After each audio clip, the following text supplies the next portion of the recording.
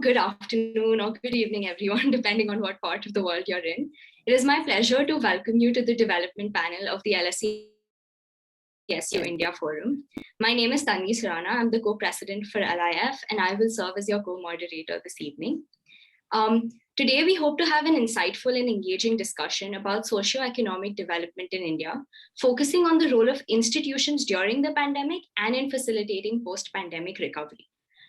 Before we begin, I would like to take a minute to thank everyone on the LIF team, which has organized this massive event for us. LIF has an enduring legacy for serving as the largest student-led India-centric forum in the UK. And this year, we are proud to provide both international and domestic students with an avenue to engage with truly inspirational Indian personalities from various industries. And speaking of inspirational Indian personalities, I would like to introduce our panel for today. Before I begin, let me just say that these introductions barely scratch the surface of their impressive list of achievements.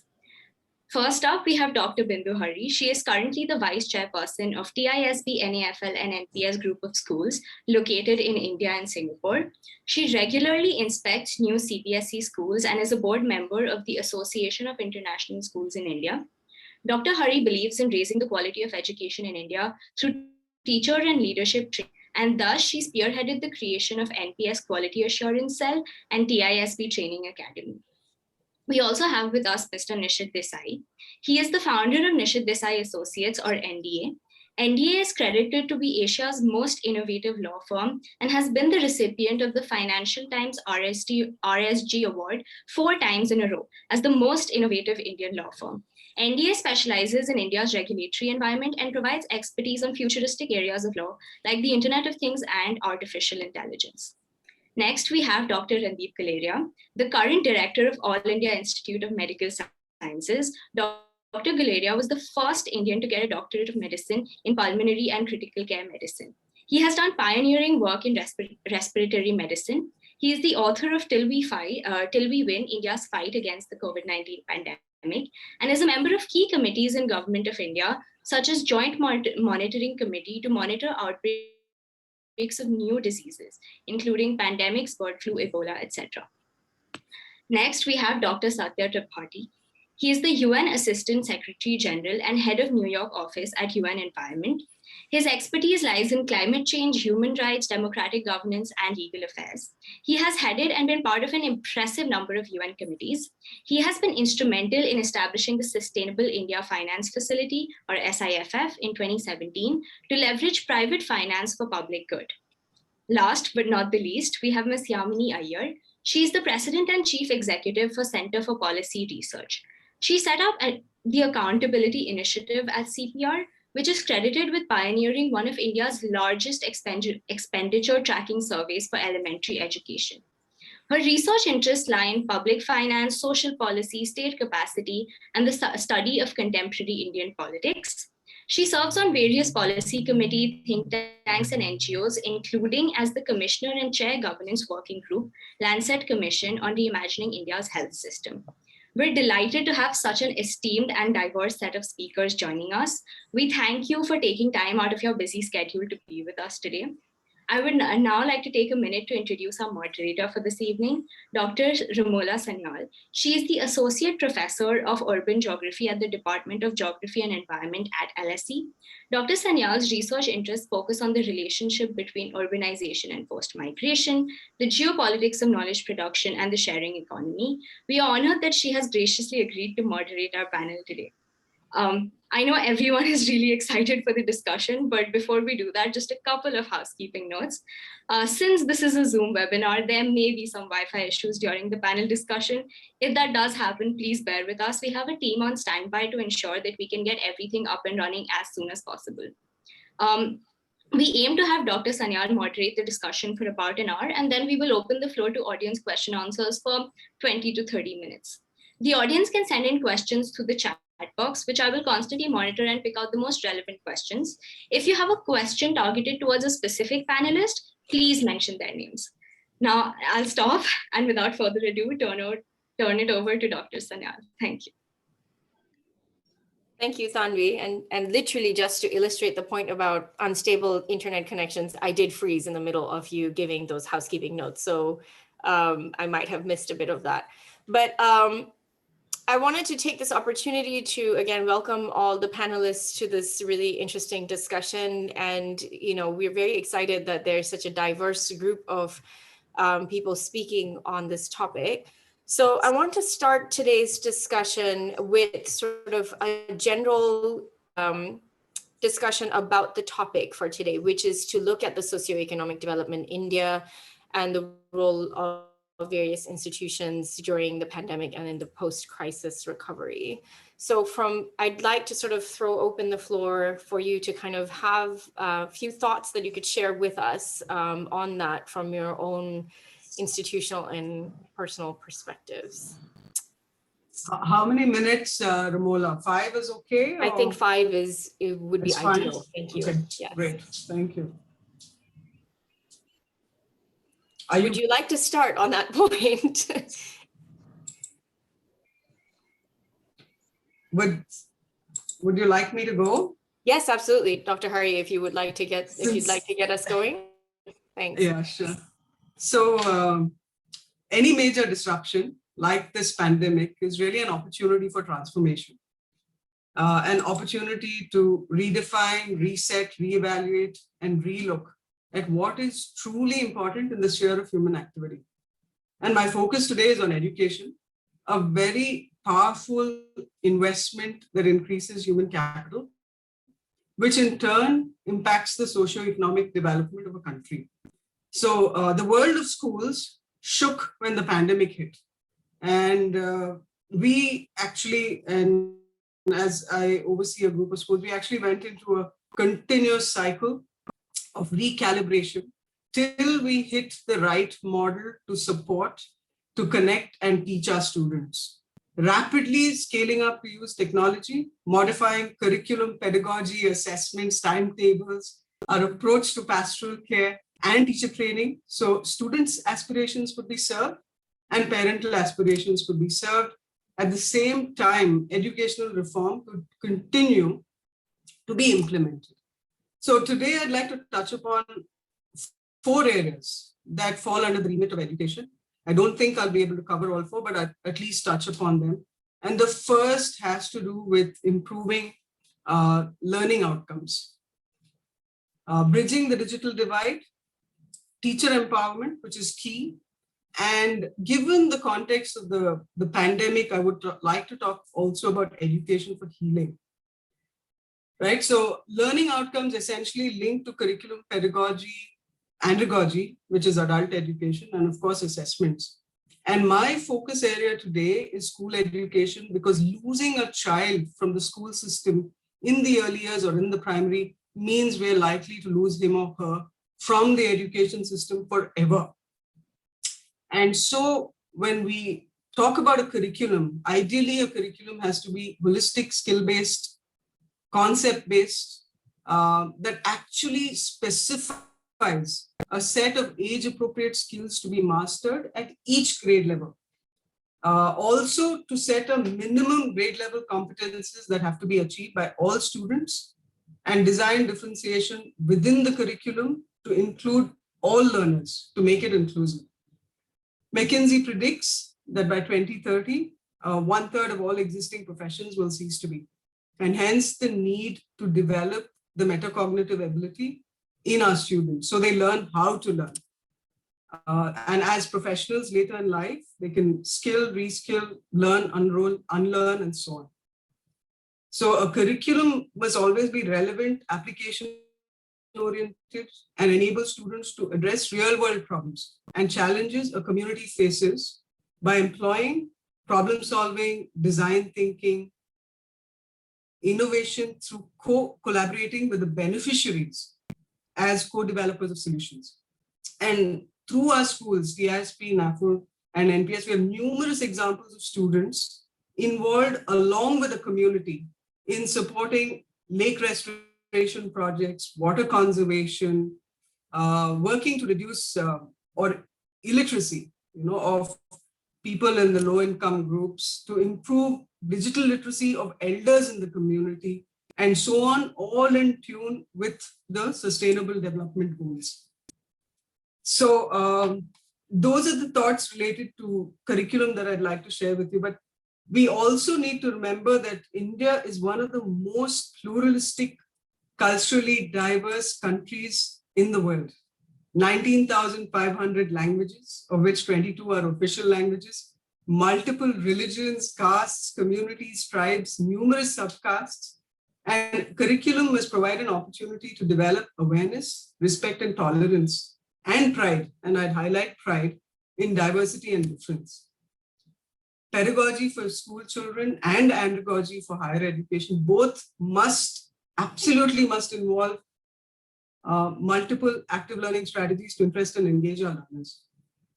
So while we emphasize assessment for learning or formative assessments that check for understanding and provide frequent opportunities to correct conceptual misconceptions, this will also counter exams anxiety. It's important to make available access to open source, free e-learning and e-assessment modules in all Indian languages and English. That's really imperative. We also need broadband connectivity as a first step to bridging the digital divide. Simultaneously work on teacher empowerment and recognize that through this pandemic, mental health issues are on the rise with children. So going forward, education has to work as a healing agent. And in conclusion, so it's only when we create a very progressive, inclusive, dynamic, skill-focused, technological advanced education system, and NEP has attempted to do that. We also need to empower our teachers, and then we can address our challenges in education of access, of quality, and of scale. Right, so those are the thoughts that I would like to share with all the panelists, and very humbled to be a part of this very august panel here. And back over to the moderator for the evening.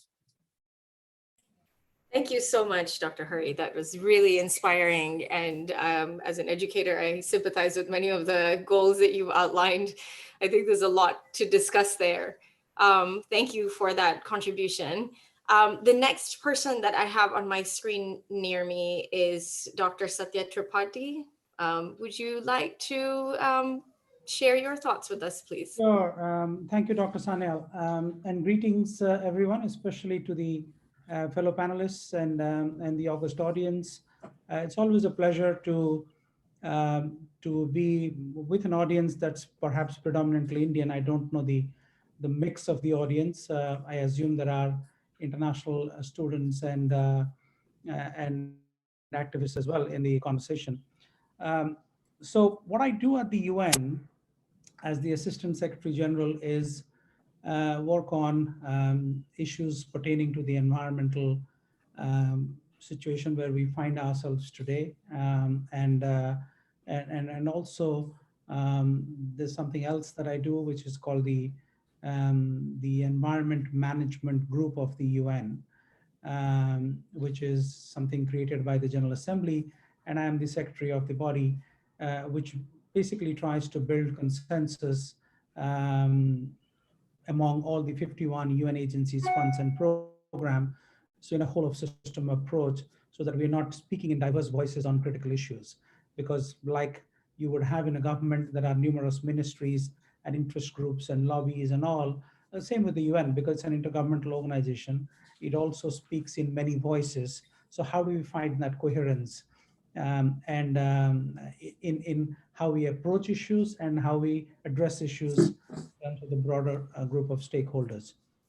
I will limit this first part of what I am about to share to two different segments, 2 minutes each. Let me start by talking about where we are internationally on the COVID situation, because I have fairly good insight into what is happening around the world, being a fly on the wall in the conversations that happen at the UN at the highest levels. And there are three things that stand out that we in India really need to take note of. The first is that the debt situation that is worsening by the day for most countries on the planet, even countries that went out of the low income category to the middle income category, are now back in the debt trap. And what happens is that once you're out of one particular grouping, it's aspirational, it is ambitious, and it's wonderful. But then COVID happens, and suddenly your entire economic might or potential is literally wiped out. To give you an example, the Caribbean countries, the 13 countries that form the Caribbean community, predominantly were very affluent and prosperous countries thanks to the tourism. They would get 2.5 times the size of their population as tourists every year, and high value tourists. And suddenly, when that entire thing is wiped out, you might be a middle income country, but not anymore, because your entire productive capacity has been completely wiped out. And that you see across the planet in most countries. Of course, India has much greater resilience as compared to many other nations in the world. So it's not in the same place, but it's in a pretty bad place, to be honest, economically speaking. And we're not talking about the broad resilience of an economy. We're talking about the grassroots, people by the hundreds of millions who have very little resilience to really spring back. And Dr. Hari spoke about mental health of children and other things. So the economic ability of parents to fend for their children, when that is impacted greatly, it impacts the children as well. So there's that aspect to how we deal with this. And then, of course, the other issue of people talk a lot about um, that the environment has shown great improvement. Yes, 80% of the countries actually saw some improvements in environment. But when we are talking about climate change, these are long-term trends we're talking about. We're not talking about today was a hotter day, tomorrow may be a colder day. We're talking about the 415 parts per million of carbon concentration in the atmosphere, which hasn't been seen on the planet for millions of years. That's what the problem is. That's not changing. We might see animals roaming the streets, or the air being a little cleaner, we being able to see Kanchenjunga or Mount Everest from a distance. That's all good, but that's not the reality of what is affecting the planet and humanity. And the third thing is that among all this, we need to understand that we are in a very critical point of time in our history. We often talk about let's help Mother Nature, let's help the planet, and that's a good thing to do. That's nice conversation in my view. The reality is that out of the 8 million species that inhabit the planet, we are pretty much at a place where we are losing 1 million of the species without even knowing what they do for the planet or the web of life, as it is more popularly called. And so ultimately, it is about us humans. So even in a very selfish way, if we are looking at it, the next 10 years are going to make all the difference for us. Either we'll survive as a viable species, or there will be species level events at multiple times. The International Federation of Red Cross and Red Crescent just came out with a report yesterday about the situation in the Asia Pacific. Last year alone, there were more than 10 million displacements of, I'm talking about people, 10 million people displaced thanks to climate change induced events, floods, droughts, landslides, avalanches. So one could go on and on. So that's the international situation. On the Indian side, India has done a tremendous job of dealing with the COVID situation. Yes, of course, you can find, depending on which side of the aisle you are on, you can find your own arguments that, oh, the lockdown should have happened, shouldn't have happened, and then people should have been looked after better and all. But you are basically flying blind. And then this is something I say from with all humility, not as an Indian, but listening to hundreds of countries and the situation they find themselves in. Nobody knew anything what it would be in March last year. And they were basically being guided by amazing scientists like Professor Guleria and others in India, of course, and many parts of the world. They were weighing in based on what they know of pandemics, how pandemics react, how pandemics spread out. And you have to do the best you can because you have to protect people. That is the primary goal. And everything else happens as a sideshow. And then that's what happened. And I think I'm very proud as an Indian as to how India has dealt with the situation. And of course, there will be these peaks and troughs. There will be these multiple waves. India wouldn't be an exception because that's science. We can be very hopeful and aspirational in what we like the outcome to be, but the reality plays out as it plays out in science. And I look forward to hearing from Dr. Guleria more on that. But India has to see how to turn this challenge into an opportunity, not let go of this opportunity, because a green recovery would really, really help India in the current context where multiple countries, Japan, South Korea, China, Sweden, European Union, and the United States is about to announce something. More or less, everybody is talking about a zero carbon future by 2050. Now that's perhaps easier for countries that are on a high carbon trajectory, with perhaps 20 tons per capita footprint, which is the case in the US. But in India, where the per capita footprint is only 2, you have very little wiggle room to what you can change and how you can change. But the opportunity is also equally great because you are on a trajectory to a higher growth, and you can actually tweak things to your advantage because you are on a low carbon pathway anyways already. So let me stop there, and I'll be very happy to address questions as we go along. Thank you, Dr. Sanyal. Thank you, Dr. Tripathi, for that really interesting and very rich discussion that sort of encapsulates so many different issues today, from looking at the Anthropocene to looking at the humanitarian crisis and all the kinds of issues that we face at the international and then obviously at the national level. So thank you for that contribution. The next person I have on my screen is Mr. Nishit Desai. Would you like to share your thoughts with us? Absolutely. First of all, thank you very much for inviting me to this August panel, and my pleasure to be sharing some of my thoughts. Just to step back for a minute and tell you my background, I'm the founder of Nishit Desai Associates. We're India-centric global law firm, but we are research-based law firms. We spend almost 40% of our time on research, academics, thought leadership. And the way in which we have positioned, as was of course mentioned, that we have been named consistently innovative law firm. But the philosophy behind the practice is that every new technology, every new business model, every new social, political, or economic development brings along with it a new strategic, legal, tax, or ethical issue.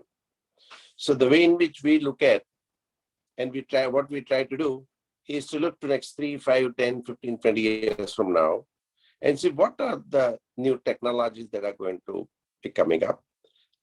What possibly would be new business models? What would be social issues, economic issues, political issues, and how do we address them? And from strategic, legal, tax, or ethical perspective. And in the process, for example, we focused on blockchain and crypto in 2012-13. A lot of papers of ours you'll find on the website. Then we focused on the driverless car, the drones. Now we are specializing on flying cars, Internet of Things, AR, VR, future of protein, the medical devices, and so on and so forth. So these are all on the technology side. And similarly, on the social side, we believe that if Silicon Valley is a hub for technological innovations, India is a hub for social innovation. And the models can be exported even worldwide. And I think in that regard, for example, we are working on creating new outcome models, and all of you heard of those kind of things. Or we also a research campus in Mumbai. I think I would welcome everybody to come and visit that. It's most state-of-the-art facility in India, and it's completely IoT driven. But the model that we have worked on is private property for public good. So we believe that there are 2 ways or 3 ways to go about. One, to set up a charitable trust in India, and it has huge tax and other exchange control and other issues, and and therefore a lot of people are reluctant to put everything in charity. Second way of thinking is that there is a lot of asset that is sitting idle with the people. So access is more important than the ownership. charitable model is driven mostly by ownership model, and now thinking is changing. So we say if we can build models around private property being used for public good, that will open up a lot of capacity, and what we call private property for public good. That is how we call it. And as long as you don't use it, you let it be used for right purpose. Okay, so purpose-driven model, then revenue-driven model. This is one of the things that we are working on. And if we can do that, there'll be a lot of opening up of the private property. So ultimately, what do? You get ownership, but then ownership is only one thing, it does nothing. Other thing that we are looking at is that there is a huge capital in the global marketplace today. You must be seeing that stock market is moving up. As you rightly mentioned, interest doesn't get you anything. Okay. Now, that means there is some money somewhere in the world. It's growing faster than ever before.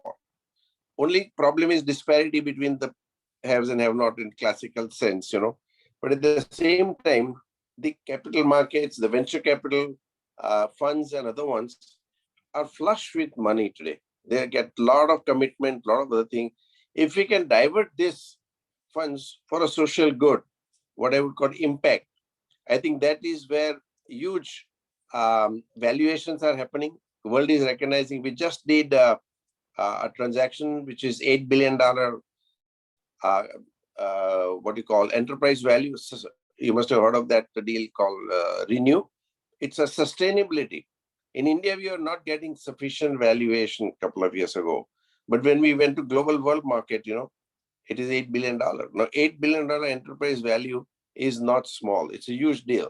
Okay, the SPAC deal that happened just about 10 days ago, Now, so if we learn to develop new models, I do not think finance is a problem. Finance will find it. We need to find right purpose and right business model. And I think you can connect a lot. In fact, we also did work with McKinsey on purpose-driven finance finds place in India. What did it say? It said that when it was purpose-driven finance, 33% of the projects in which investment was made, it gave almost over 13% dollar return compared to private equity normally, which was much lower. So impact and purpose give better return. Then it's an interesting study, some of you might want to look at it. And so what we find is there are very interesting nuances to all the problems we are talking. If we can sit together and look at each problem, we'll be able to solve the problem in a manner that is more equitable in the world, if not equal. Okay. And in the process, as I said, that there is enough money in the system. Also, we'll have to relook at how we are politically organized. For example, the whole model of democracy, which has been going on for a long time. The original model was direct democracy. In 930, Iceland came up with representative democracy. And now 1100 years have gone by. The way in which decisions are made, how the marginalized people are included in the economy and all those. There are a lot of interesting things I won't go into detail, but we have to move from democracy to what is called netocracy in the coming years. And because decision-making is another part, government has to play a lot of role. But what has happened is that government intervention has half the time been slightly, I would say, inefficient.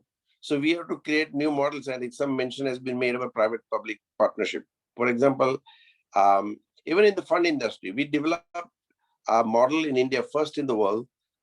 It is a National Investment Infrastructure Fund.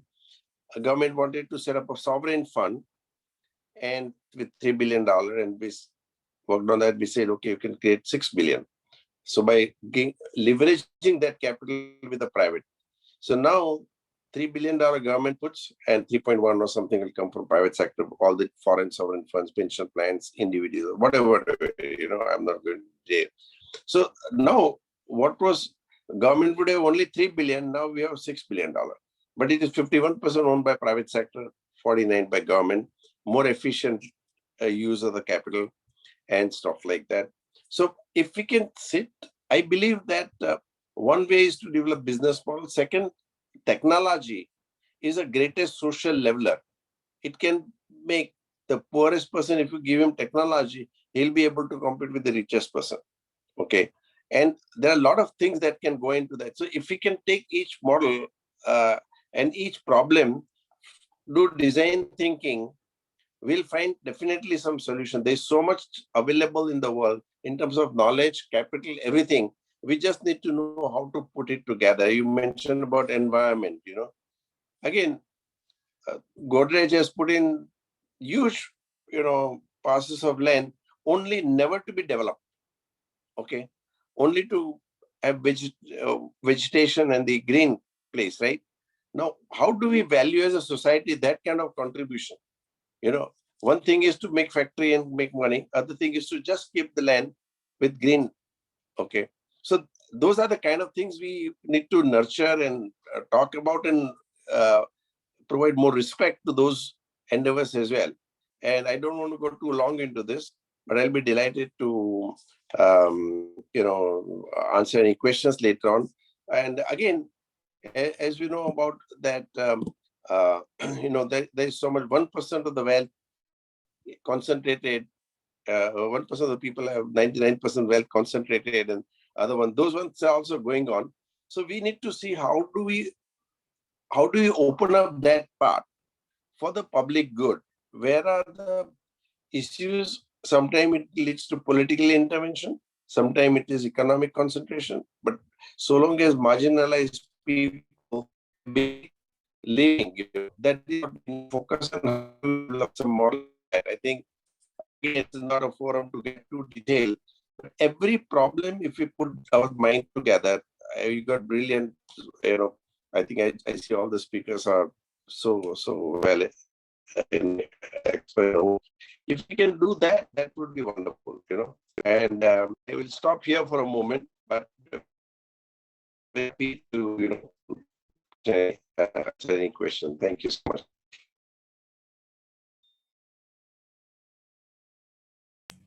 Thank you, Mr. Desai, for that very inspiring set of remarks. I'm going to move on to Ms. Yamini Aiyar for the next intervention, please. Thank you. Thank you very much for inviting me here. I'm an LSE alumna, so it's always a pleasure to be back on the LSE platform. My degree in development studies that I did at LSE certainly shaped a lot of my understanding of the challenges and the complexities of the process of development and the big questions that we need to navigate of social and economic inequalities that are so fundamental to how we address the long-term challenges of growth, equity, and building societies that are genuinely inclusive. And to my mind, I think in more ways than one, the experience that India went through with the lockdown and more broadly, what the ravages of COVID-19 have done, have really exposed and brought to the forefront very, very crucial questions of inequality. Without getting into a conversation about what side of the aisle one sits on, the real question that we do need to confront is whether or not we responded to the challenges of COVID in ways that were equitable, and whether we are prepared for the long-term consequences that the challenge of COVID has presented to us. India went into lockdown with an economy that is 90% informal, knowing well that once you switch off the button of the economy with a largely informal economy, the impact of this on the everyday lives of the vast majority are going to be significant and severe. All of us here on this conversation, with the exception of Dr. Guleria, who is really at the forefront of saving us and saving lives, retreated into the comforts of our homes, discovered the value of Zoom. We're all here today. But for the vast majority of workers, that wasn't even an option. And the consequences of that are very visible if you look closely at the impact of the lockdown on labor market data in two very important ways. First and foremost, inevitably, a large proportion of India's workers lost jobs in the months of April, May, and June. Unemployment rates were at an all-time high as GDP contracted to an all-time high. And even as employment started coming back up by August, employment levels are still not at pre-pandemic rates, which were already low because the economy was slowing. In a steady state. There are some months when they go up and then there's some months when they go down. But more importantly, the number of workers that were employed in the salaried formal sector that by August, according to CMIE data, which is the only sort of large scale, high frequency labor market surveys that we have currently, analysis by economists at the Azim Premji University have pointed this out, that the number of salaried workers that reported themselves as self-employed by August had increased by nearly 40%. And this is really important because self-employment in the Indian context is not startup enterprise. It is bare subsistence, needing to work in order to put some food on the table.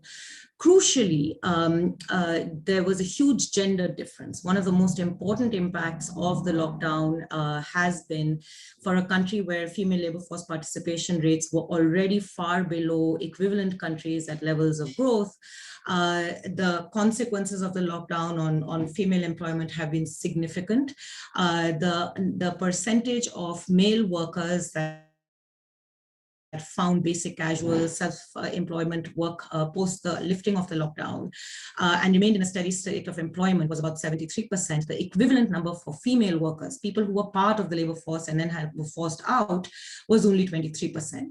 The long-term gendered consequences of this, we saw even in demonetization when the informal sector was hit, female labor force participation dropped. It came back up, but not because workers that exited from the workforce came back into the workforce. It came back up because new workers entered the workforce. So a unique phenomenon in India labor market seems to suggest that when employment contracts, the first and most significantly hit are female employees, and that stays consistent.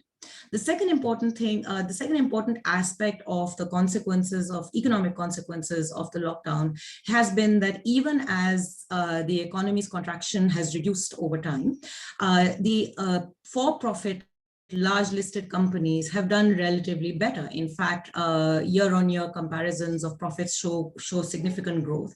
It's the small firms and the informal firms, which are the bulk of the employers, that have been hit the most. So the nature of the economic recovery places very important questions and concerns on what the economy is going to look like over the course of the next few years, and puts important pressures on how we are building up our economic packages for post-COVID recovery. And I think we do need to take this seriously, because the inequality consequences globally of COVID are high, but in India, which is already a deeply unequal society, those consequences are even more significant. This means that the Indian state has to think harder about how to build robust social protection systems. One of the big consequences that were visible post the imposition of the lockdown was the sort of now almost emblematic movement of migrant workers from cities back to rural areas. What that told us is that social protection systems for workers in urban areas are so low, are actually virtually non-existent, which is why workers can barely sustain more than a week without basic subsistence. So we need, so the question is, have we 1 year later been able to learn important lessons about what a inclusive architecture of welfare should look like? And if so, are we building those foundations going forward? I'm afraid, I think not quite. Of course, the economies, both at the center and the state, have been hit badly. Deficits are high. Questions arise about what's the most effective pathway. But the urgency of needing to find that pathway as a society doesn't exist. And I think that's something that we need to debate significantly. And lastly, I'll just very quickly say this, and perhaps later we can talk about this. I think what COVID also highlighted was the well-known realities of the urgency for India to invest more and better in its health system. There has been a push to debate that, which is a welcome move. Some new attempts have been made to recraft what the nature of public investment in health systems are. The vaccine is a really great example of how robust parts of India's health system can be when asked to rise to the challenge. How does one convert that to building a genuinely capable and inclusive health system that ensures quality healthcare for all? That's, again, a crucial question that we need to ask as we go forward. Thank you so much for those very insightful comments and that reflection on these questions around inequalities, both horizontal and vertical. So thank you so much for that, Ms. Aiyar. And finally, we have Dr. Randeep Galeria. So I'd like to turn the floor to you now, please. Thank you. Thank you very much, and thank you for inviting me. I'm going to try and sort of give my comments in three broad headings. Before Corona, what Corona did, and what do we look as the future is concerned, as far as COVID is concerned. So in my mind, pandemics are here to stay. And we've been saying this for many, many years. Way back in the late 90s, we had an outbreak of what was known as bird flu, H5N1. And since then, we've been seeing outbreaks. We had the SARS outbreak in 2002, 2003. We've had a pandemic which was milder in the form of swine flu. And we've had outbreaks of MERS, Ebola, Zika. So I think there were enough sort of warnings that there is a pandemic that may come. And we all know that if it's a respiratory virus, it is going to cause a lot of problems. In 2018, I had written an article when we were looking at 100 years after the Spanish flu, which happened in 1918, and looked at India's preparedness and said that we were really not prepared for any pandemic, without knowing that we would have a pandemic on our hands sometime, a few months or years later. Now, coming back to how things were before the pandemic, health has for long been a neglected sector if you really look at the investment in health. Even if you look at the GDP, less than 2% of GDP is actually in health, which is very, very low and much lower than even our neighboring countries. Also, a large number of individuals have to spend out of their pocket as far as health is concerned, and that pushes many people below the poverty line. We have schemes which the government has initiated, like the Ayushman Bharat scheme, which tries to help, but there are still a lot of gaps in that scheme. And every few months, I used to see this very regularly, we would shift patients from corporate hospitals to the government hospital, not because the care was not good, but because the patient's attendants had just run out of money. And that was a sad state of affairs that we had. Also, health had a lot of discrepancies, which have already been touched upon. Classically, there was a gender discrepancy, which was very much true in our country. We had done a study in 2018 where we looked at just patients coming to the All India Institute of Medical Sciences, New Delhi, and the distance from which they were coming and their gender. And we saw that the further you are from the All India Institute of Medical Sciences, the less women would come for treatment. It would be totally a men-dominated group, suggesting that health-seeking behavior for a tertiary care center became less and less as the distance increased when it came to women. Also, we all know that there is a huge discrepancy in the quality of healthcare in the urban and the rural sector. That is something that is glaring. And there is also a state-wise difference. There are states in the south which have a good, robust health system, whereas a lot of states in central and North India are not doing that well.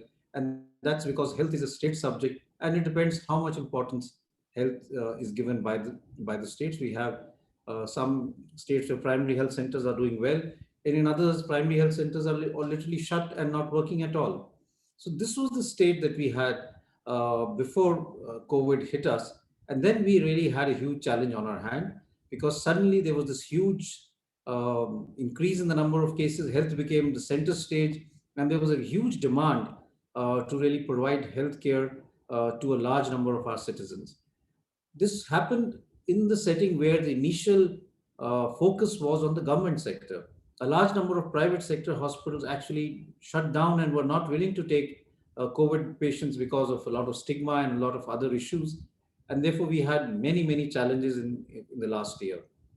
Starting from testing, we had very few labs which were testing for COVID-19 because this was a high-end test, and we had developed what we used to call a flu network after swine flu.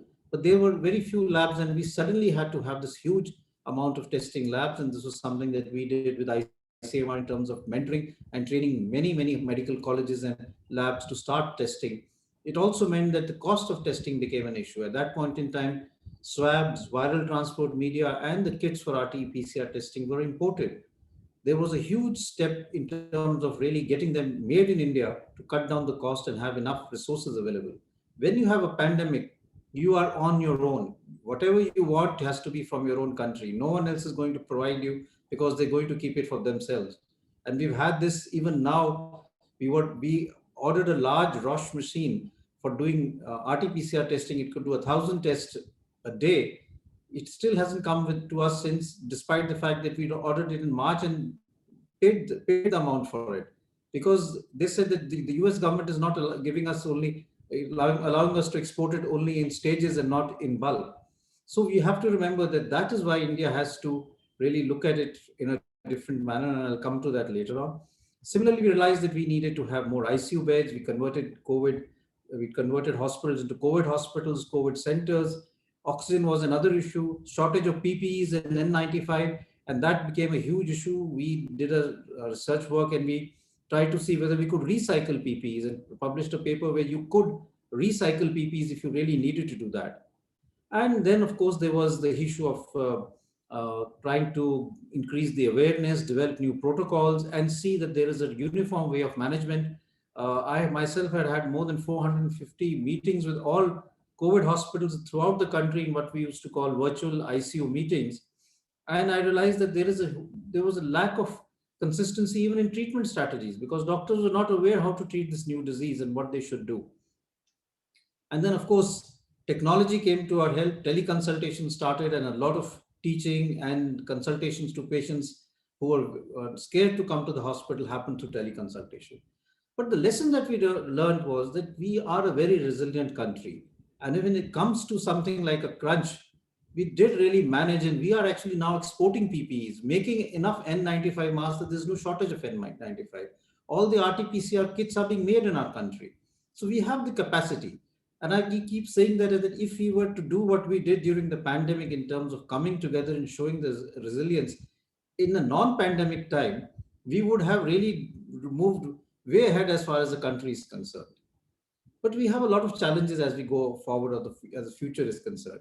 Health has now taken the center stage, but I hope it stays like that, because health is an important factor when it comes to economic growth. Very often we talk of, roti, kapda, makan is the main things that politicians talk about. But all of it is linked to health. If you are not healthy, there's no point having any of that as far as all of this is concerned. And when you talk of roti, it's very important that it's something which is nutritious, because it's very important to provide nutritious health. The other thing to remember is that India has now moved from what we used to call as communicable diseases to non-communicable diseases. The bulk of disease, around 60% of the burden of disease, and this is now based on papers published in Lancet also, is non-communicable disease. Cancer, diabetes, hypertension, chronic respiratory diseases, chronic kidney diseases. These are the diseases that we're going to see in the coming decades, rather than the infections that we see. And therefore, we have to develop a system where we have a lot of focus on preventive health, where we can really prevent and have good monitoring as far as these diseases are concerned, because these are long-term diseases. And if they are not picked up early, very few people get their blood pressure checked in rural India. They will have a stroke and then only come when they realize that they have accelerated hypertension. So I think a lot needs to be done as far as health is concerned. And I just hope that if the pandemic fades away, this importance of the health sector should not fade away, and we should not sort of lose out on the messages that the pandemic has really given us. Also, it's important to remember that health has some degree of a social responsibility. The right to health is something that we must have when we celebrate 75 years of our independence. Every citizen should have the right to health. And this is something that we need to really put into our charter. And I would really say that that is something that is very important. Finally, what I'd like to say is that we need to move out of silos, work as a team, And if we can do that, public-private partnership, talking to industry, scientists talking to industry and moving ahead, vaccine has shown that that's very easily doable.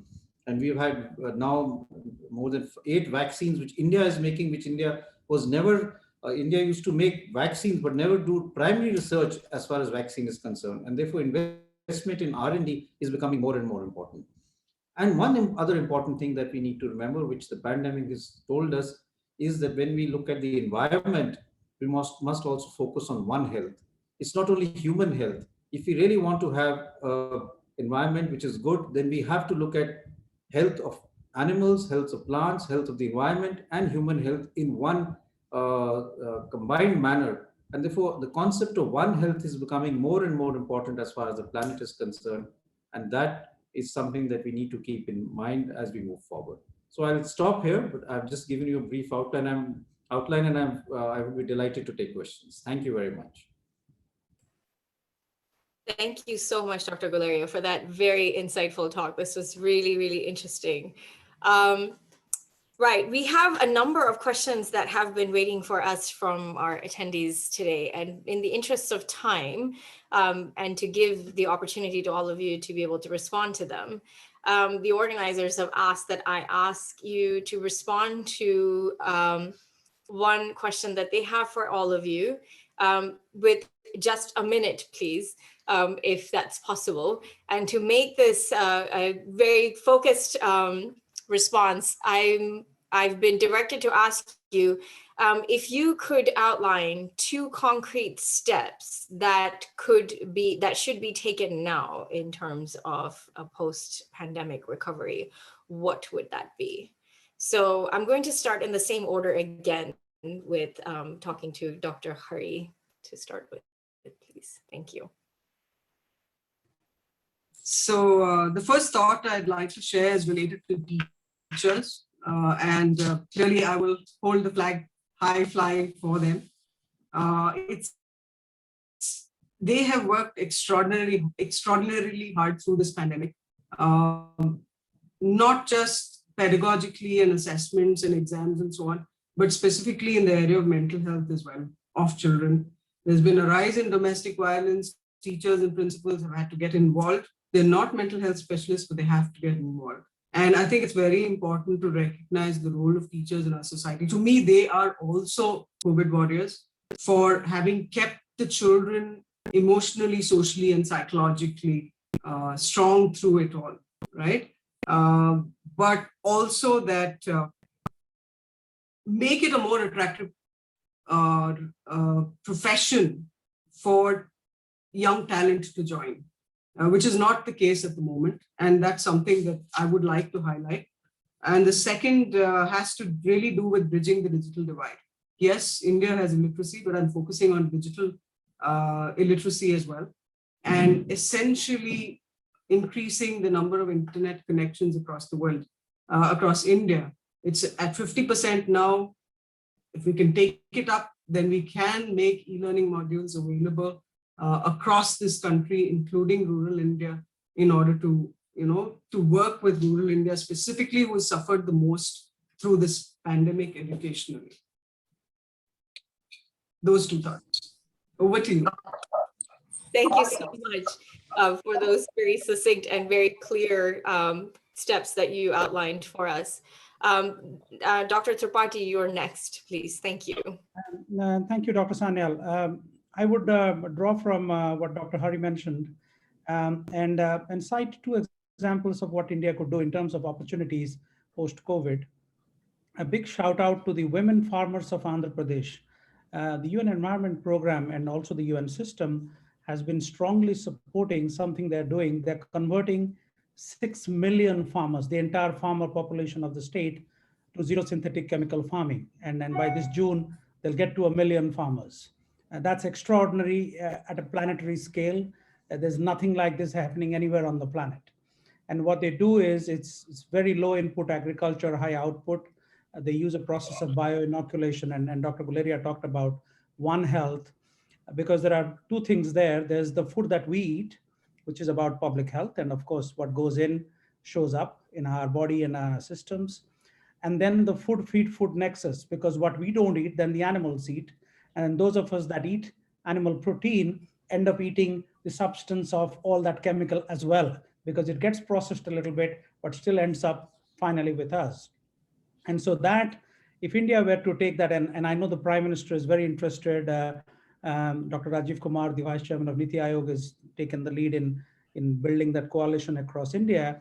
That's a $200 billion opportunity for India in building public-private partnership. And you'll be happy to know that given the way that project has developed, the German Development Bank a few months ago actually put $300 million into that project at only 0.5% interest, which is unheard of even for development banks. And so there is a huge opportunity there, and that could really address a lot of these issues. The second is the massive air pollution problem in North India, and of course most of India, but predominantly North India, thanks to the burning of crop residue. And there again is a $50 billion opportunity to take all that crop biomass and turn it into renewable energy. And that will of course address a massive public health issue. And then in that we are working with Mr. Dharmendra Pradhan, the Petroleum and Biofuels Minister, especially in terms of his biofuels responsibility, to catalyze an opportunity that could be in the tens of billions scale, with some big announcements coming in 2021 alone. Thank you. Thank you, Dr. Tripathi, for those points as well. Mr. Desai, you're the next on the list, please. Yeah, what happened, I got dropped out because of connection and I lost what was your question, but I understand that you're asking for some solution or something like that. I couldn't get that. Yes, it's just to outline 2 concrete steps that you would suggest right now in relation to sort of the post-pandemic recovery. So just a minute on that, please. Thank you. Well, yeah, I think, I believe there are so many issues. So I would think that we should focus on innovation and rethinking the world. Just to give one example, I really like what Mr. Tripathi was talking about environment. Now look at today in Coventry or near London, you're going to have flying car airport by the end of the year. I don't know if you read that, right? Now, my question to say Mr. Gadkari or otherwise would be, if you have to build roads and cut out trees and stuff like that, is it a good idea to look at building roads or focus on flying cars, okay, or the drones? Rwanda has made excellent use of drones, you know, because of the topography. And if the payback period for an infrastructure project is more than 15 years, okay, we should be rethinking about whether it's okay. I'm not against that for a moment, please don't get me wrong. But we have to think whether technology is going to change, because if you're flying cars, in next 5 years, flying cars will be a reality, and 10 years time, it will be a common mode of transport, both for goods and for passenger traffic, right? Now we have to really think how realistic this is and whatever it is. But if the payback period is 30 years, probably we have to rethink. Like if you would have invested a huge amount in landlines, mobile revolution would have been missed, you know. And of course, today, that is what is playing the trick. So one is the innovation. Second thing is we should focus on services. Of course, there are many other suggestions one can say, but services is the answer. Manufacturing, yes. In short term, it is not the answer, because we have our entire regulatory system is such that it's very difficult to fathom the problem that one encounters. Again, don't get me wrong, I'm not against or for I'm talking, but looking at the strength and weaknesses, services sector, as was talked about, whether it's telemedicine or nurses or with education, everything, I think using technology, no gestation period, high value addition, and we can export on a worldwide basis, you know. So you can do a lot of things without even travel. And I think immigration laws are worst form of protectionism in the world and against human rights. Okay. I think developed countries and developing, everybody needs to learn that like animals have right to cross any boundary in search of food or whatever it is, same way it's for human being as well. And I think right to prosperity is now incorporated in the UN Charter as well. So, I think we have to rethink the way in which we organize. I'm talking slightly louder and a little larger, but unless we begin to think, things would not happen over about 10 years. But I believe services is the answer. I'm not saying, again, manufacturing is not, but it is going to take its own time. It will take medium to long term. And can we even have a vision of the scale at which China produces, right? So unit cost for them is so low that if I can get, some bulbs for 10 rupees or 20 rupees, we have to spend 100 if it's domestically manufactured. But where we can play a role is to take that bulb and enlighten something else, or, use those kind of things to add services. So my suggestion would be that innovation in everything we do and services in short term are the two things we should be looking at. I can go on for a number of things, but for the timing, I'll stop. Great, thank you so much. Ms. Aiyar, you're next, please. Thank you. Thanks. Very quickly, I'll just highlight three things. The first important thing that we need to consider going forward is to recognize that investments in welfare are constitutive of growth. There are no trade-offs. And therefore, I think without a doubt, substantively and substantially investing in quality access to health for all, and building a robust, inclusive, universal social protection system is crucial to the future growth of the economy. Secondly, the importance of investing in education, and particularly in the immediate aftermath of the pandemic, as now slowly and surely schools will begin to open. The reality is that for all the digital enablers, there is a vast majority of India's primary school going children in particular who have not had access to schooling, and therefore they are likely to come back to school now with the deep learning loss. 1 year of being out of school is unprecedented. So thinking hard, building on what Dr. Bindu was saying, on what is the kind of pedagogical input that we need to give to these children who will finally come back to school, hopefully sometime in the near future, both for their psychological and emotional well-being, but also for them to be able to catch up and not get caught in the cycle of curriculum and examinations, which is what makes the Indian education system, is going to be very important for the bulk of our public education system. Actually, for the bulk of our education system, that's not an easy task. This is a system that is based on syllabus completion, rote learning, examination, pass percentages. It now has to think very hard about levels of learning of children and how to be responsive to that. It requires a very different approach to teaching. Thirdly, we need to ensure that we have to build an inclusive approach to economic recovery, one that genuinely looks at how to empower and enable the micro, medium, small enterprises in a way that enables them to slowly get back at minimum to pre-pandemic levels, but also creates an environment for them to grow and be nurtured.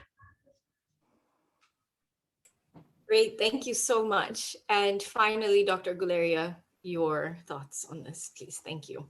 Thank you very much. I think what I would really like to say, the two important points that I would say is, one that has already been mentioned, that we must now look forward and say that we should have health for all. We must develop models where health is equitably available and is there for everyone, no matter what be the socioeconomic status or gender, and that needs to be worked out. And what would be the best model for a country? Should we go to the insurance model, or should we look at what the NHS does, or what is the Canadian model in terms of providing healthcare?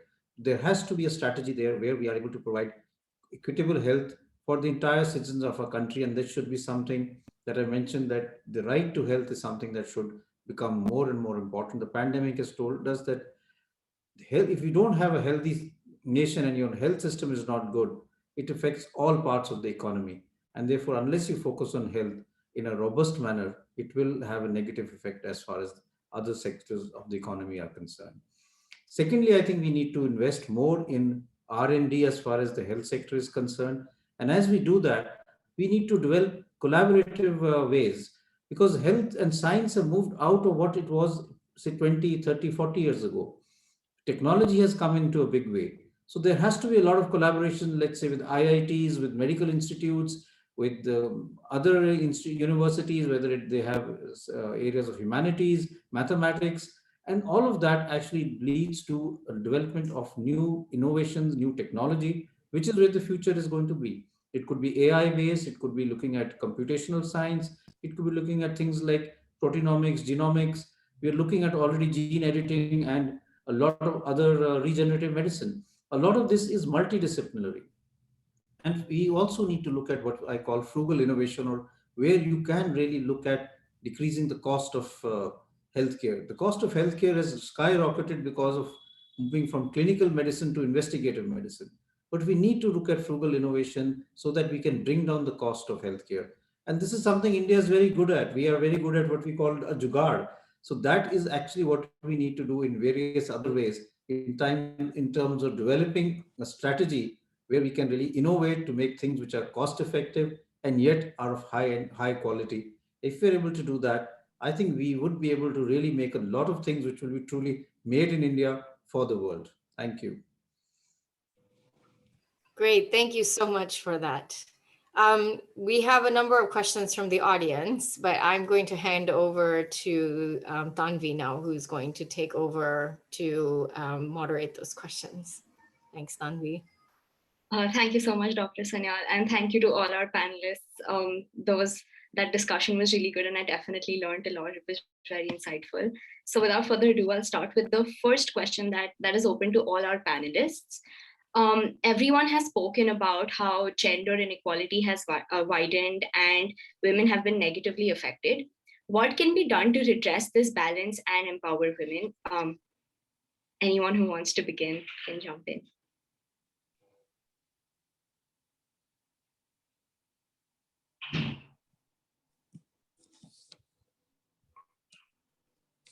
Let me start. Anyway, I can go.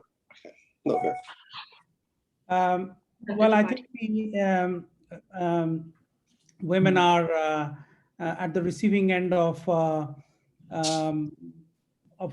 variety of challenges. So the pandemic just added a ton of complexity to that. So it was already really bad before. Whether you talk about representation at the highest levels of decision making, or at the seat at the table, or even at the grassroots, at the family level, where they do all the work but have very little role in decision making, especially in terms of financial allocations at a family level. I mean, in the other things, perhaps they have some considerable say, but not where it matters. And it only got much worse thanks to the pandemic.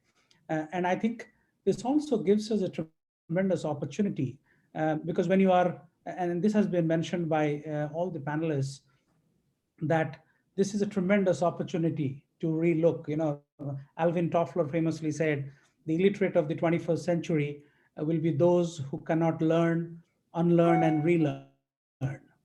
And so that's our opportunity now. We really need to jettison what we have learned. We need to unlearn and need to relearn that a society that does not harness the productive ability of 50% of its population is a society that is doomed to the lowest levels of economic growth and prosperity. It's not rocket science. It's just common sense. Thank you. Thank you so much, sir. Would Mr. Desai like to go next? I think you're unmuted at the same time. You asking me? Yes, sir. Oh, okay. So I think the way in which I look at it once again, I think technology is the greatest social leveler. And in that, the gender equality and equity both become easier because in a physical world, you know, it is slightly different. In a virtual world, people want to see output. And in fact, what we find, especially in our law firm as well, we're almost 49% women force, right? At one point of time, this was only men's world. Okay, so in services, it will be easier. And I believe that any service you take today, women have been outperforming men as well, compliments to them. And we believe that the awareness that we have to build is, for example, equal pay for equal work, and those principles are still not, even people are not conscious of that. There is unconscious bias, and if you sensitize people, I don't think people have too much of aversion to women folk. It is not that kind of a society which some of the other geographies in the world may have, that you cannot work, you have to only be shy and not to be in the open. India has been a lot more open in many ways. I think we'll have to see that some of those awareness, if we can bring, I'm sure they add a lot more value. That was my short thing, but awareness campaign is very important. Absolutely. Yes, Ms. Aiyar, go ahead. Thank you. I think there are some very specific things that we can do at a policy level that I think we should do urgently. First and foremost, we actually don't have good enough data about the dynamics of female labor force participation. This has a lot to do with the nature of our statistical systems, how we collect data, how frequently we collect data. It is telling that the most amount of analysis that has come out on the impact of the lockdown and subsequent economic impact of COVID on the labor force, including women, has come from CMI. That's only one single panel-based data set. There isn't good enough data that is coming out from government. So I think for governments at the center and states to invest heavily and significantly in their data systems. You can't solve a problem if you don't fully understand the patterns behind that problem, first and foremost. Secondly, to be able to recognize that even today, regardless of whether we are going into a second wave, third wave, fourth wave, the overall policy environment seemed to have moved along in the direction of assuming that the economy was slowly coming back on track, and therefore the kind of investment we needed was to be put into capital expenditure and sort of multiplier effects of the economy from that perspective, rather than looking at the kind of investments you could put in for multipliers effects of the economy in the immediate of dealing with the impact of the crisis on vulnerable populations, most importantly women. One example of that is the need for continued large amounts of investment in the National Rural Employment Guarantee Program, which for the most part has been a significant employer for women and has been therefore a useful bargaining power for women to bargain for improved wages in the marketplace. What has happened as a consequence of this migration back into rural areas post the lockdown is that women have actually been slowly moved out of Narega because there were more men that needed to be employed. So can we, now that it looks like some amount of migration is moving back into cities, ensure that levels of expenditure remain high, because that is a very, very important source of income, and we also know that it has very significant multiplier effects.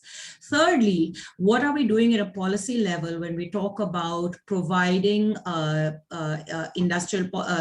providing a policy level support and incentives for particular industries, manufacturing sectors to grow?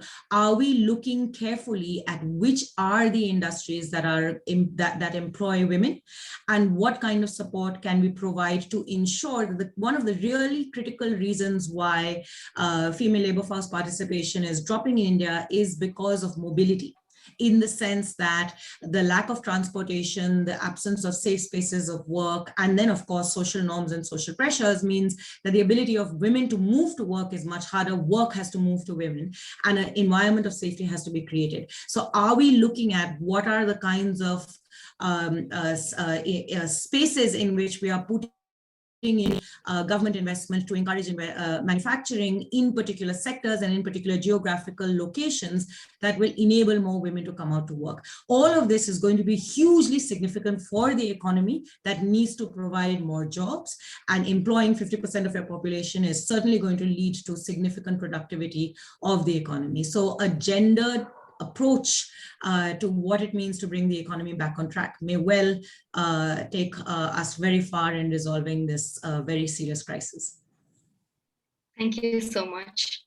If Dr. Guleria or Dr. Hari have any words. So I'd go back to education, obviously.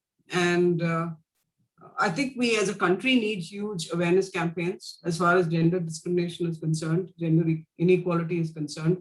focus on educating girls, focus on educating the boys about gender discrimination, gender inequality, and I think parents too, because families usually are responsible for conditioning their boys and their girls, where girls are treated more unequally.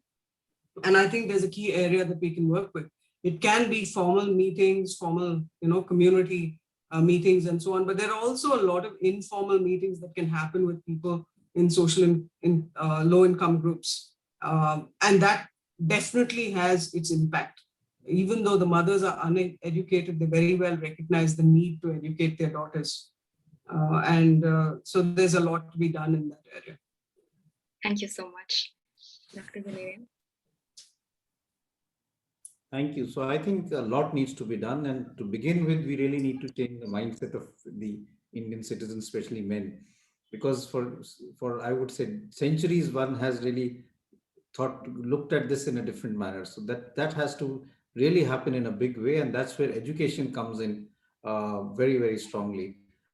We still see that in the health sector that, like I mentioned, when it comes to healthcare, there is always a sort of a discrepancy, which seems to be sort of in the family itself, that if you had to really invest in health, it's for the male child rather than for the female child. And that is the sad part. And that's why I think we have to really change the mindset that if you have someone who has the capacity or who has the capability of moving ahead, is intelligent, the gender should not matter. If you have a girl who's very bright, you should not push the boy to really go into a medical school. It should be the girl who should come for the medical school. But we have to change that mindset.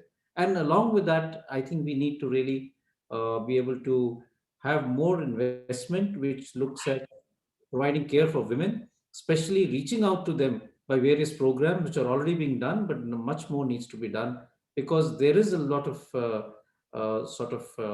health-related problems that are much more in women as compared to men. The simple issue is anemia. The anemia is much higher in women as compared to men because of the fact that it's never been put into a proper perspective.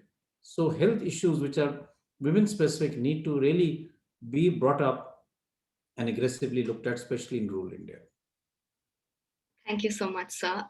So the next set of questions are actually for Dr. Guleria. As expected, a lot of people have a lot of questions about public health. So I'll break it into three segments. Firstly, a lot of people want to know about the use of technology when it comes to medicine, especially telemedicine, and how effective that can be. They also want to know how investment in public health institutions can progress. Is it time, as Satya Desai asks, for India to invest in an NHS-like scheme? And also the third thing has to do with COVID itself. So since with the new rise in cases in India, are we at another wave? And if so, how do we proceed with vaccination? Should vaccination be available to population, to the younger age groups as well? This is Mr. Gaurav Bahirwani's question. And in a related point, what can be done to vaccinate such a massive population? So what steps should be taken? I know I'm throwing a lot at you, but thank you so much. Thank you very much. So you have three broad questions. One is regarding the role of telemedicine. So technology has really helped us in both in terms of teaching and in terms of patient care. But I'm maybe an old timer. I feel medicine is a science and an art. And the art of medicine is actually when you are talking to your patient, you're interacting with your patient, and we are with your patient. And the clinical medicine is also very important, which is examining a patient and being able to really see the patient properly. So although telemedicine, in terms of teleconsultation, provides a lot in terms of being able to reach out to a larger number of people, especially if they can't come to cities and they're in rural India. But there would be a limitation to that, and there would be patients who would need to come for a consultation. But for follow-up, it is something that can be done once you've seen the patient and you need to really, a patient who has a chronic disease like diabetes or hypertension, though they can then be monitored, and we have a lot of now telehealth things that are available. Most of us would wear a Fitbit, which would tell you so much as far as your health is concerned. That data can be sort of put on a cloud, and the doctor can look at that. New devices are coming which could tell you your blood sugars. There are now contact lenses which can really monitor your sugar and tell you your sugar without you really having to they have a prick, you have other things which can tell you your saturation, your heart rate, and you can predict an event even before it happens by looking at various logarithms which would tell you that your heart rate is increasing, your saturation is falling, you may be having a heart attack or acute worsening of your respiratory status. So there is a lot that telemedicine can do, but it has to be factored in with physical consultations also. And that goes for tele-education also. We have now moved on to an area of webinars, and a lot of simulations have also come in medicine, where we have a lot of our students go through a simulation lab. But a lot of this, even looking at 3D and other things, are available, but have to be sort of factored in with patient interaction, looking at patients, the empathy that you have with the sick patient and how to really interact with the patient is also important, rather than just looking at it from the telehealth point of view. Coming to investment in public health, I think it's something which we have to do on a war footing. I would ideally like it if we have an NHS system, but it needs a lot of investment. It needs a mindset which has to change, because we have moved more towards the US system, which is more corporate based and insurance based, and sort of correcting that was going to be difficult.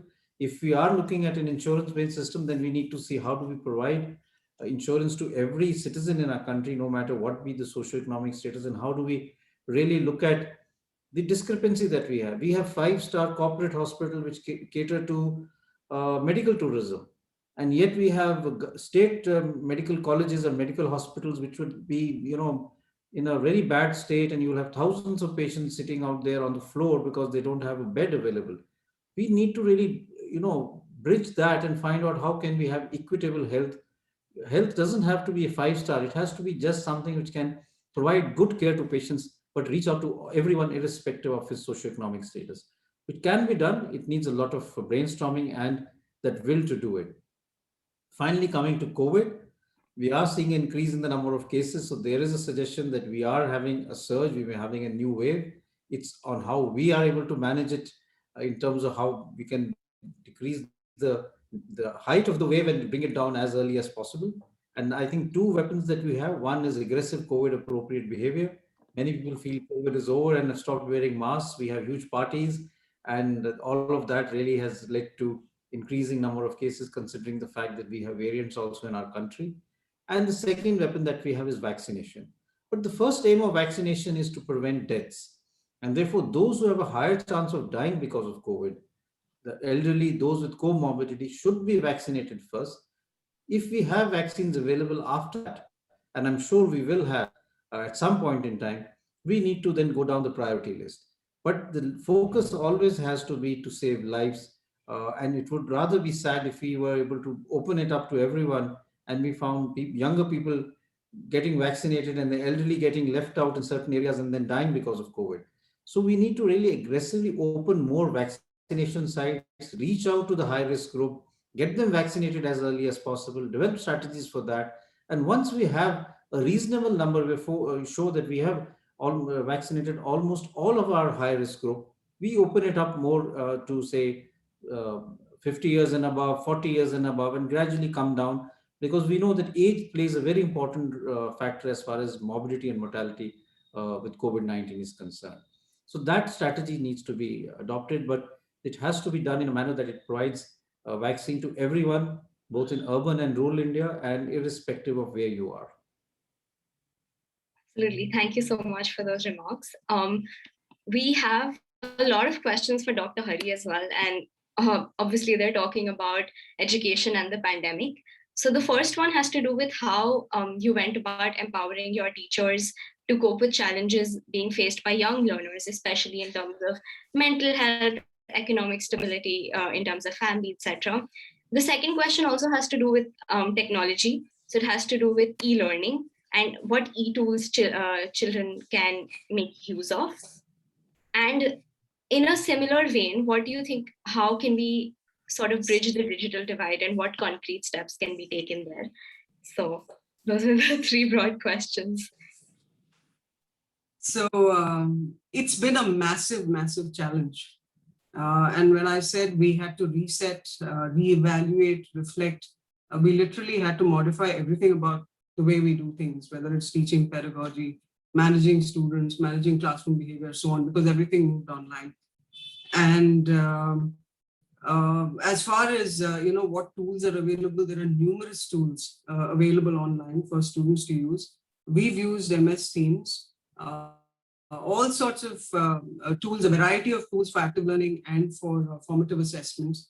Mentimeter, Padlet, we use the whiteboard on Teams, Flipgrid, again for formative assessments. But I have to say that at the end of the day, the teacher needs upskilling.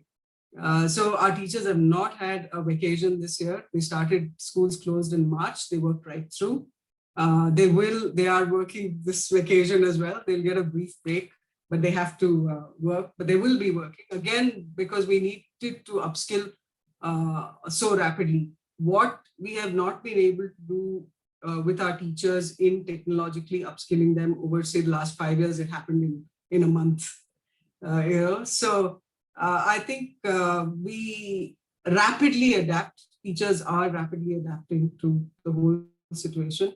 Student engagement continues to be a very, very big challenge, simply because the reality is teachers in a face-to-face environment make an emotional investment in a child every minute that they are with a child. And that's really what's make the difference.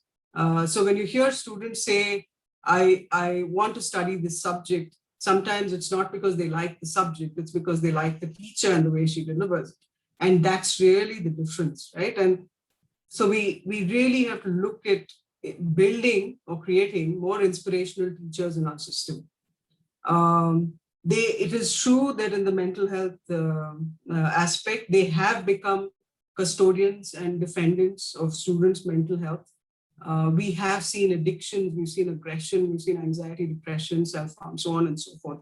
But we're working together with our parents in order to build their resilience through this, because there are fears, there are ways of doing it, and some of it are fun ways through skits. Some of it is having discussions with the older students on COVID, what it means and how it can be managed, and so on and so forth. So there are different ways of doing this. But I again want to hold the flag up for our teachers as well and say they're going back to school, students are coming into school, and it's time to vaccinate our teachers as well.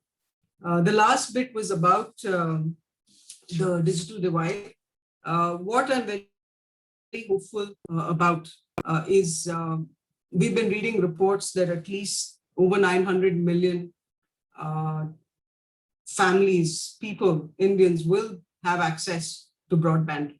And that will certainly help give or provide, excellent resources, excellent e-learning modules, high quality assessments, at least made available to students and teachers who can use them in any part of our country.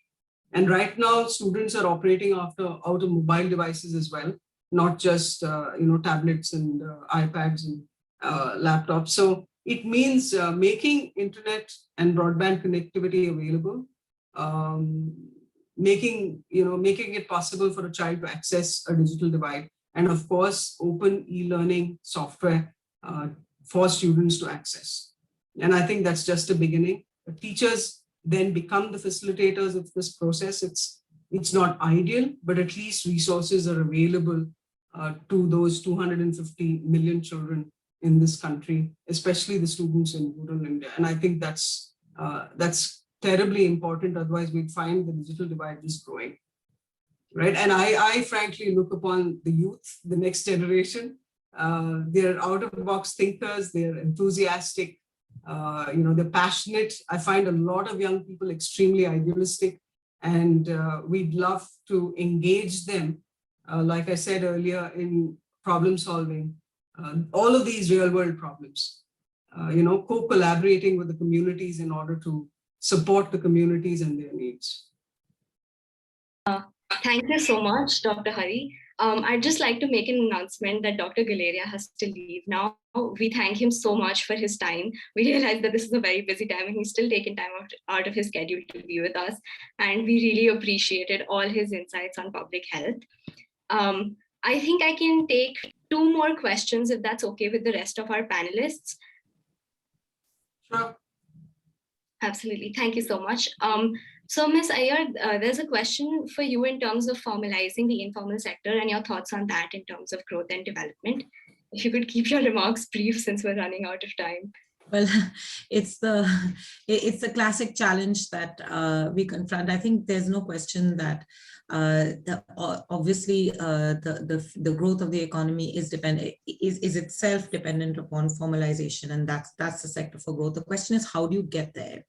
And I think the big challenge that we face is the way to formalization through forced formalization, or is the way to formalization through expansion, or indeed is formalization, especially in the context of technology, a necessary condition? When we're talking about formalization, we're essentially talking about an economy's ability to earn at a certain level, for workers to be protected, for employees to, so it's the formal informal divide of economies in the post-industrialization phase is not necessarily relevant in the complex and changing dynamic of the current economy. However, we do need to look for ways in which the casual, the unorganized worker is able to become part of the economy in a way where they are actual participants in the economy, rather than the occasional recipient of the trickle down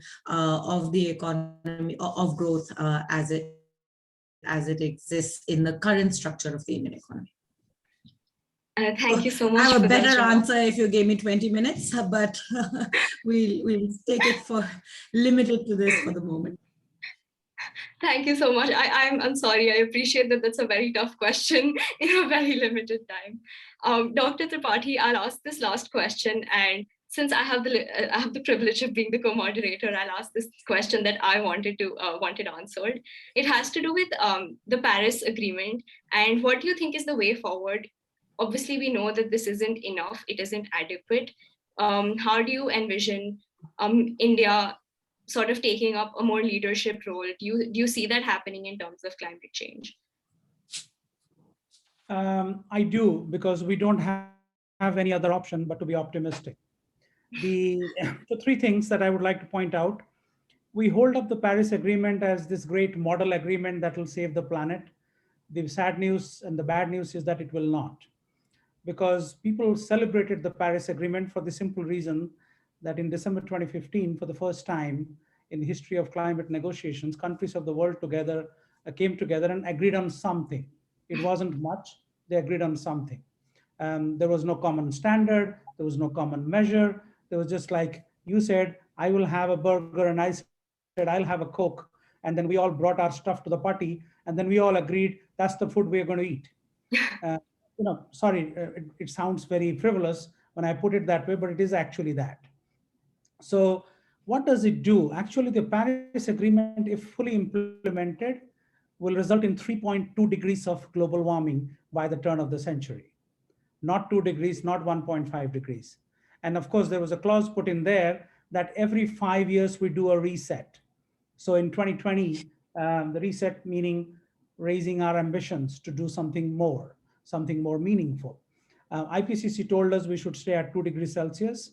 Then they told us, based on more science, that we should be at 1.5 degrees Celsius, because the catalysts, or the positive feedback loops, as scientists call them, were actually accelerating at a pace that wasn't understood before.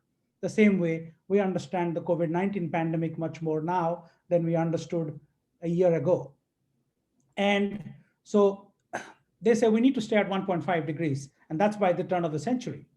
The World Meteorological Organization came up with a report about 3-4 months ago, which basically tells us, based on solid science, that there is 70% chance of we hitting 1.5 degrees Celsius of global warming in the next 5 years. Not 2030, not 2050, not 2100, by 2025. That's how bad the situation is. And then this is why, this morning I was reading in my daily stuff, I read a few critical pieces, and I was reading something by Ben Ehrenreich, his essay, like we are hurtling towards global suicide. And I found something very interesting. He writes, he says the strange sort of faith lies at the core of mainstream climate advocacy, which is people like me, and there are tens of thousands like me, a largely unexamined belief that the very system that got us into this mess is the one that will get us out of it. And then so that's what has been happening for decades. We have been, since the Rio conference of 1992, we have been engaged in this conversation, producing precious little in terms of action. The conversation has been very meaningful, very energizing, very enthusiastic people, but at the end of the day, the results, there is very little to show. And that's what we need to focus on. And we need to listen to the science, because if we listen to the science, we will understand what ghastly future awaits the planet or humanity. And then we know how must we be acting, how boldly we must be acting to avoid them. And any politics that presumes to be anything other than suicidal must take that knowledge as the starting point, what science is telling us.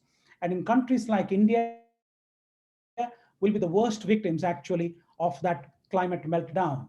I was talking about the IFRC report that talked about 10 million plus people moving, being displaced this last year alone. And those numbers will rise exponentially. With sea levels melt, the ice sheets, the Arctic ice sheets are melting at a pace unheard of before. The Arctic Commission report that came out last year tells us it is actually melting 30 times faster than it was 30 years ago. That's how bad it is.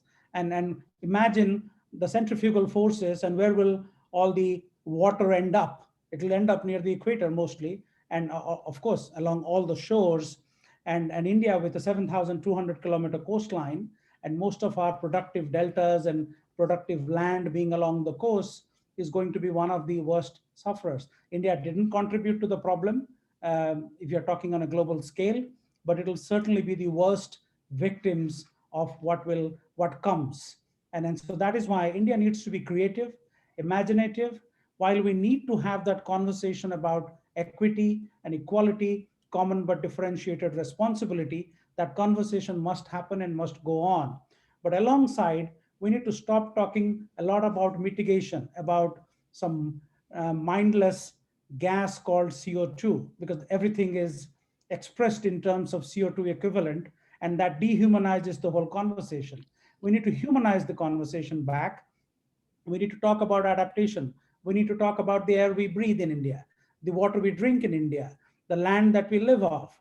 And we need to talk about women much more strongly than we have before, because women will be the worst victims. Imagine in the northern states where a woman has to now walk 10 kilometers to fetch a pot of water. Imagine how further she'll have to walk when the water bodies die down or the groundwater becomes even scarcer.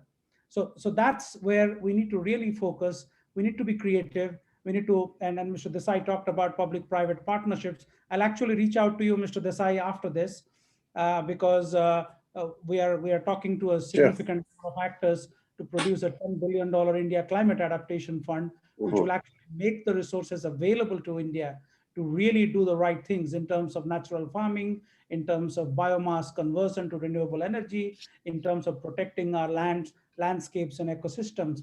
Money is there, but it is there for the right ideas. We can really create the right ideas and the right platforms and the right partnerships. We can actually win this battle for the people of India, and for India to truly take the leadership position in a constructive conversation, not a deflecting conversation. Oh, I don't want to talk about it. This is not my problem. It is everybody's problem, whether we want it or not, whether we contributed to it or not. Thank you. Thank you. That is exactly the bleak yet hopeful ending. So now I think we've come to the end of the program. I'd like to thank our panelists and moderators once again for joining us, taking time out of their busy schedule. And I'd also like to thank our audience for tuning in.